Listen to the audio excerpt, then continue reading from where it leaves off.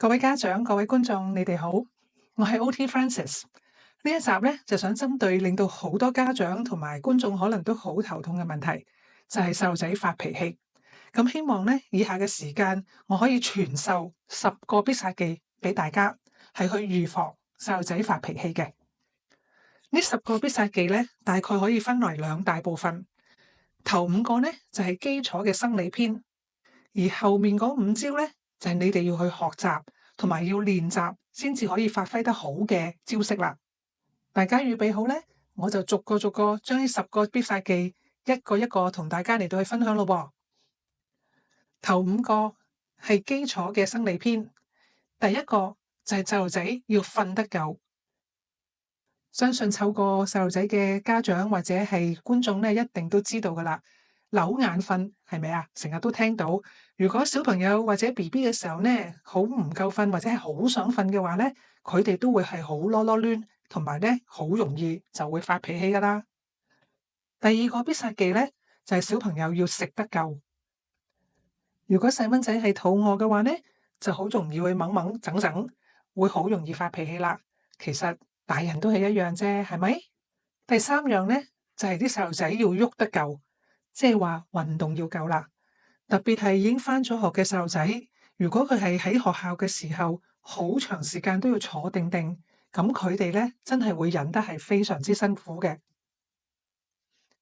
第四樣咧就係你俾嘅玩具或者俾嘢佢玩嘅時候咧，係要適合佢嗰個嘅年紀，或者咧係佢個能力嘅，以免咧嗰啲嘢係太難玩，玩唔到嘅時候咧，佢會好大嘅挫敗感。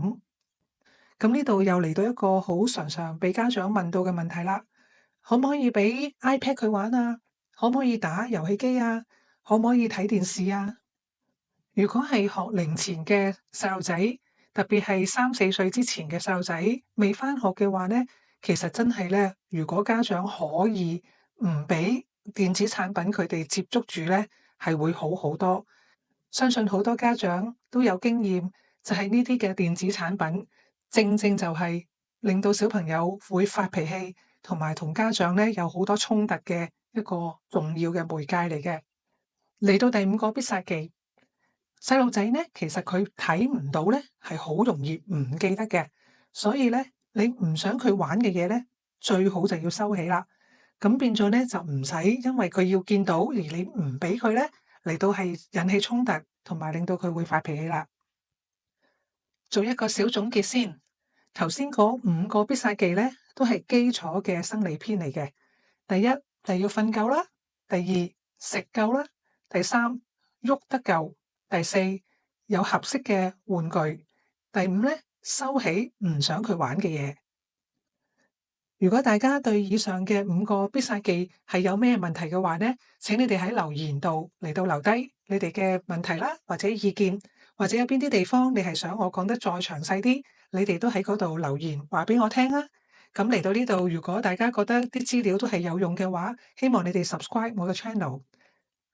第6個必殺技係好重要嘅，係一個喺屋企裏邊嘅 framework，係一個架構，令到咧所有嘢咧都可以運作得比較順利嘅喎。咁呢個就係常規、常規、常規。重要嘅嘢真係要講3次啊嚇！所以咧個常規係好重要，希望你哋咧係預備一個清晰嘅時間表。個時間表最好咧係可以擺放喺細路仔同埋家長都可以好容易睇到嘅地方，以至到咧大家可以互相提醒啦。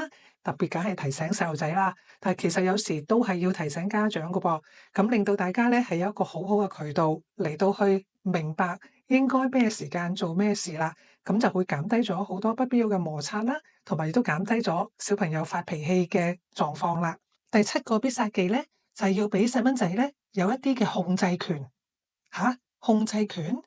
係啊，你冇聽錯啊，因為小朋友都中意自己獨立，中意自己話事啊嘛。要令到細蚊仔覺得佢自己係原來可以話事，咁其實好簡單嘅技巧咧，就係家長你哋要俾佢有選擇啦。咩叫有選擇啊？咩都俾佢揀？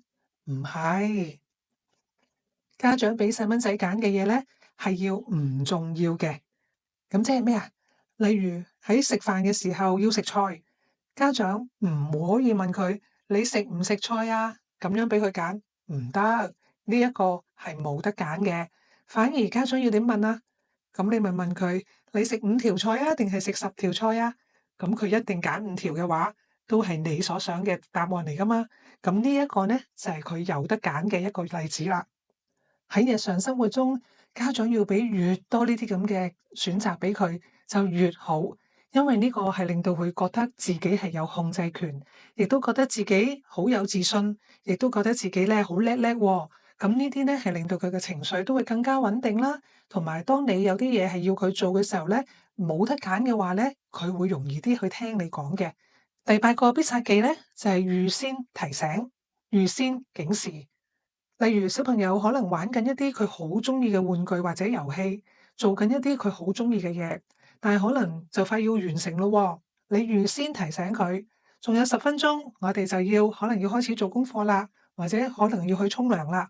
咁你俾咗個提醒佢，咁跟住到5分鐘之前，你再同佢講一次，仲有5分鐘咯喎，你擺埋呢度或者執埋呢度咧，我哋之後就可以完成啦。你俾足夠嘅預警佢。俾足夠嘅時間嚟到喺能夠慢慢嚟到調節，係將嗰件事情係完結，咁樣咧，亦都可以減低小朋友發脾氣嘅機會啦。第九就係令到細蚊仔咧係會聽你嘅指示嘅講嘢方法，呢度都有3部曲。第一，家長要放低自己做緊嘅嘢或者睇緊嘅手機。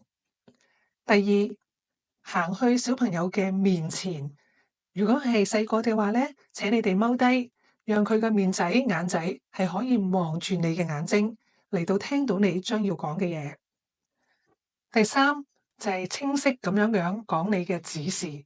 嗱，留意呢度係講緊指示，而唔係你去問問題。例如你唔好同佢講而家做功課好冇啊，唔係，反而咧就係話俾個好清晰嘅指令佢。而家我哋做20分鐘嘅功課，跟住就有5分鐘休息。咁小朋友就知道，哦，我做咗20分鐘功課之後咧，都會有5分鐘休息嘅。咁佢就唔會覺得，哇，要做功課好慘啊，唔知做到幾時。咁亦都會咧係幫助到佢明白到你嘅預期啦，同埋咧下一步係點嘅時候咧，亦都讓佢比較穩定啲嚟到去做佢要做嘅指令，而唔會不必要地去發脾氣啦。第10個必殺技，家長就係要貫徹平時每一樣嘢我哋做嘢嘅方法，讓佢哋知道，當家長要求一個指令嘅時候咧，佢哋係一定要跟隨嘅。當然有好多空間俾佢可以去揀嘅時候咧，我哋亦都俾好多嘢俾佢揀，亦都俾佢揀得好開心，而我哋都好支持佢去揀嘅。咁當佢真係有啲嘢係接收咗個指令，佢都唔係好想做，或者係唔開心嘅時候咧，我哋都要堅持。不過我哋可以有多啲嘅同感心，就係話我明白呢樣嘢你係唔係好開心，唔係好想做，不過都要做啦。做完20分鐘功課之後就可以休息㗎啦，讓佢知道指令係必須要完成嘅，但係咧都有出路嘅。咁當然唔少得嘅就係家長你哋俾好多好多嘅鼓勵佢哋啦，俾好多好多嘅愛佢哋啦，咁佢哋就會容易啲克服咁多嘅困難，減少咗發脾氣嘅機會啦。希望以上呢10個必殺技咧，係可以幫助你哋預防細蚊仔發脾氣，讓你哋嘅親子關係更加好、更加甜蜜。如果大家覺得呢一套片係幫助到大家嘅話，請你俾一個 like 同埋 subscribe 我個 channel 啊！如果大家有其他嘅問題或者係有啲咩分享嘅話咧，係歡迎你哋喺留言板度嚟到係去寫低。多謝大家。